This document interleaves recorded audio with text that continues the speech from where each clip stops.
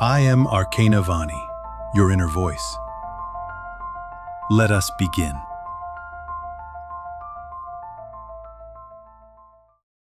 You're afraid to be vulnerable, even with the people you trust most.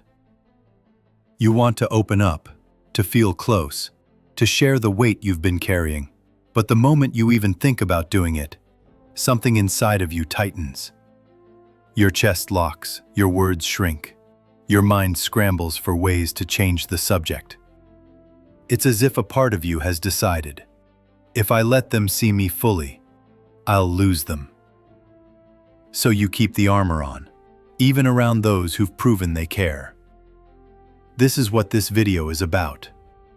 The hidden fear that keeps you guarded, how it was built in the first place, and how to begin dismantling it in a way that feels safe. We're going to uncover why vulnerability feels like danger to your nervous system. And I'll show you 2 practices, one ritual, one presence shift, that help you soften without feeling like you're stepping into a trap. By the end, you'll have a path to start opening slowly, so you can finally feel the closeness you've been longing for, without bracing for pain every time. Because here's the truth. Your guardedness isn't a flaw. It's a skill. Somewhere in your past, being open hurt you. Maybe you were mocked for your feelings. Maybe someone used your honesty against you.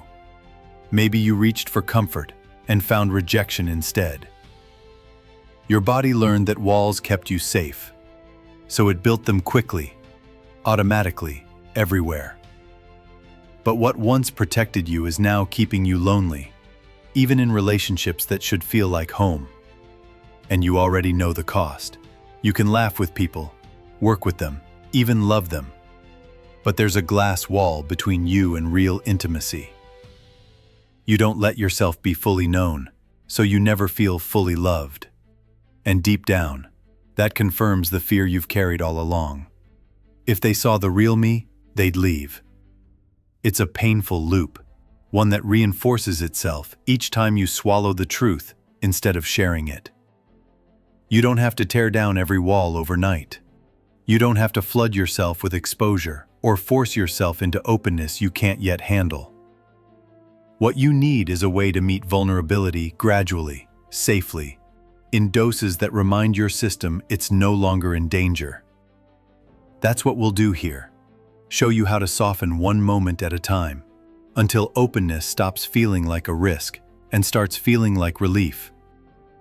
But before we can do that, you need to understand why your body and mind are so quick to shut down vulnerability in the first place. So keep watching, because that's where we're going next, into the hidden roots of this fear, the survival logic behind it, and why knowing this truth will set you free, to finally lower your guard. Your fear of vulnerability isn't random. It isn't weakness. And it isn't because you're bad at relationships. It's a survival map your system drew a long time ago.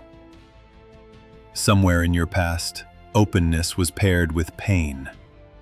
Maybe you shared something tender as a child and were laughed at. Maybe you trusted someone with your truth and they used it against you. Maybe your emotions were brushed aside, minimized, or met with silence when you needed care. The result was simple. Your body learned that exposure meant danger. That lesson stuck. And here's the thing about lessons your nervous system learns. They don't just fade because time passes.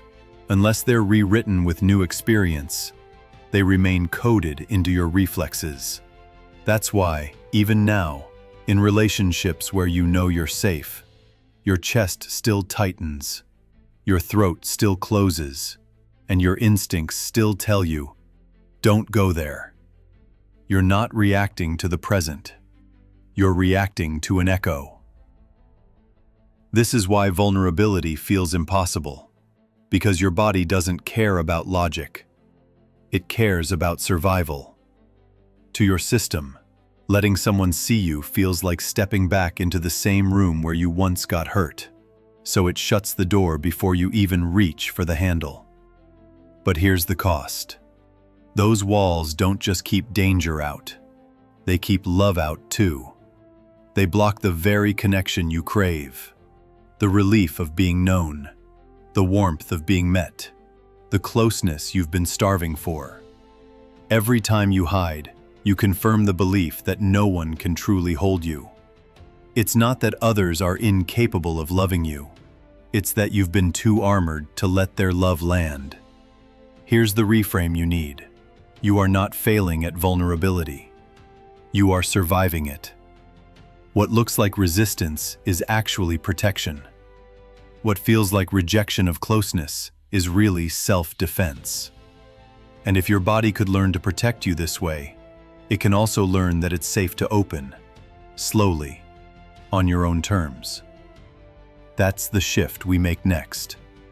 In the following section, I'll walk you through a simple daily ritual, one small act of truth you can practice each day that helps retrain your nervous system to see vulnerability not as danger, but as relief. You don't break a lifetime of guardedness by ripping off the armor all at once. You do it by loosening one clasp at a time. The nervous system only learns safety through repetition, through small, consistent signals that say, it's okay to let a little more in. That's why your practice needs to be simple, gentle, and repeatable. Here's the ritual.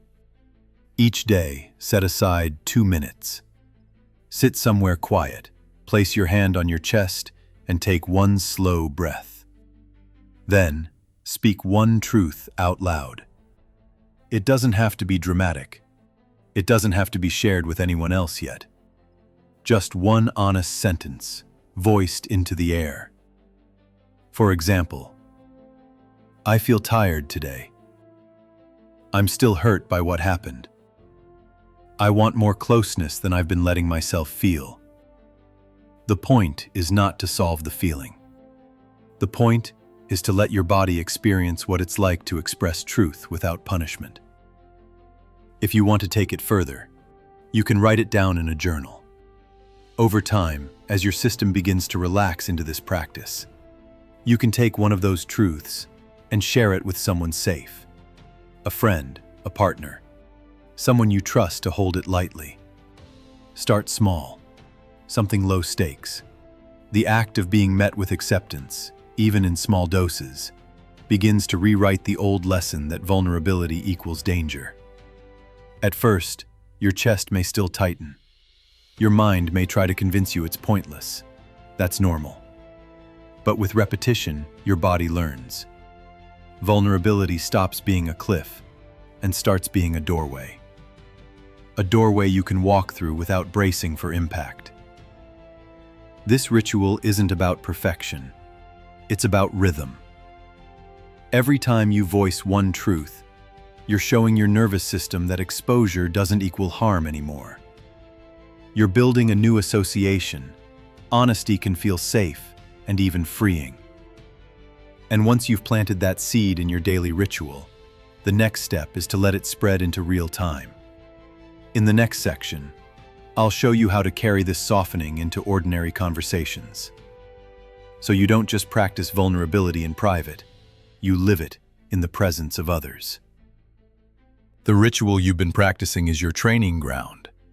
It teaches your body that speaking truth doesn't automatically bring pain.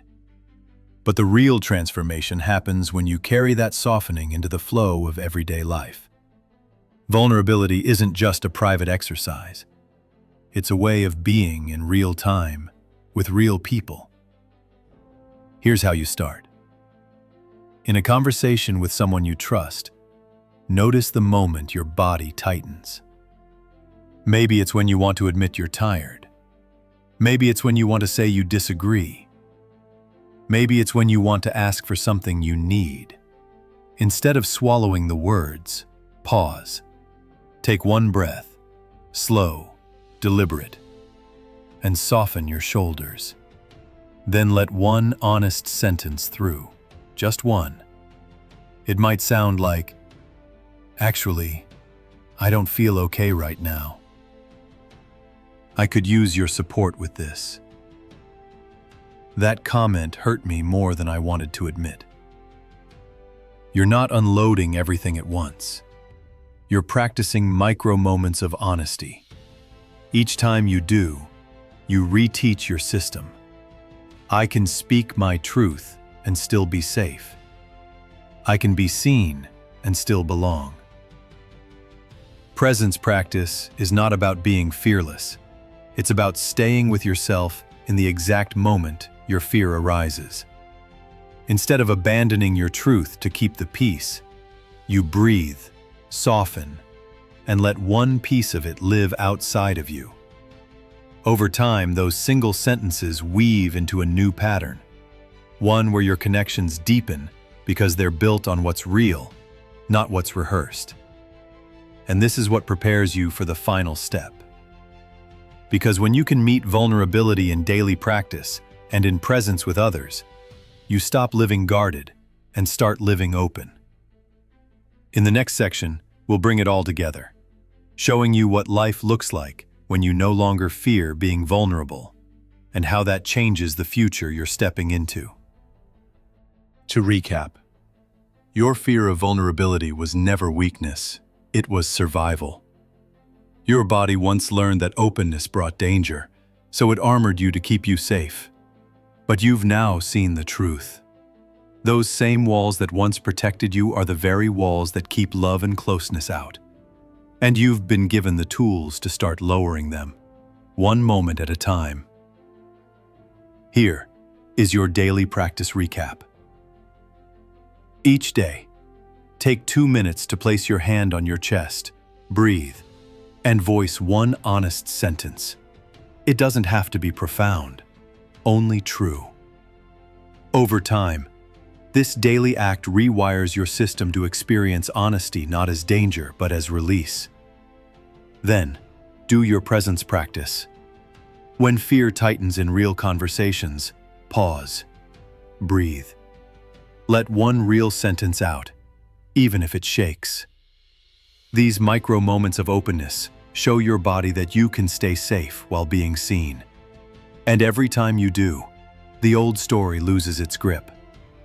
What begins to change? You stop hiding. You stop testing every word for safety before letting it leave your mouth. You feel lighter, closer, less alone. Because the people in your life are no longer relating to your mask, but to you. And those who can't hold your truth, they fall away, leaving more room for those who can. This is what becoming open looks like. Not exposing yourself recklessly, but softening safely. Not tearing down every wall at once, but learning which ones you don't need anymore. Vulnerability doesn't make you weaker. It makes you reachable. It makes you real. And that's the life you're stepping into. A life where you can speak, feel, and be held without apology. A life where trust isn't something you perform, it's something you embody. A life where you no longer brace against love, but let it in. You don't have to become fearless. You only have to stay. To stay with yourself when the instinct is to hide, and to let that staying become your new way of being. That's how the walls fall. That's how you return to connection. That's how you finally live open. You did not find me by accident. Just as in your dreams, where every face you meet is your own reflection, this meeting was always waiting to happen. I am Arcana Vani, your inner voice, the part of you that watches behind the thoughts, behind the noise. You have searched in many places, books, teachers, voices outside you. But here, you are not being taught. You are remembering. If these words stir something familiar, then allow yourself to return. Subscribe. Follow. Not to follow me, but to continue this conversation with yourself. Each time you return here, you draw closer to the reunion already unfolding inside you.